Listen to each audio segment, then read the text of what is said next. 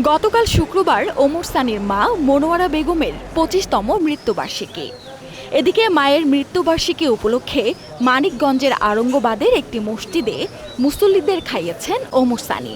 তাদের কাছেও মায়ের জন্য দোয়া চেয়েছেন এই অভিনেতা। শুধু তাই নয়, এদিন জুমার নামাজের পর যারা তার রেস্তোরাঁয় খেতে গেছেন তাদের কাছ থেকেও খাবারের দাম নেননি সানি। মায়ের জন্য সবার কাছে দোয়া চেয়েছেন, আল্লাহ যেন তার মা বাবাকে জান্নাতুল ফেরদাউস দান করেন। এদিকে গত ৬ মে ছিল ওমর সানির জন্মদিন। ঘটা করে দিনটি উদযাপন করেননি তিনি।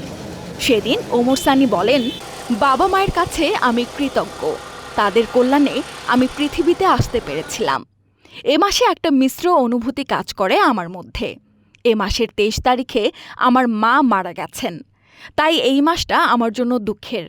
এই মাসেই আবার আমার জন্মদিন, তাই সুখেরও। এই মাসে আমি কোনো পারিবারিক অনুষ্ঠান রাখি না, রাখব না। যতদিন বাঁচব ততদিন রাখব না।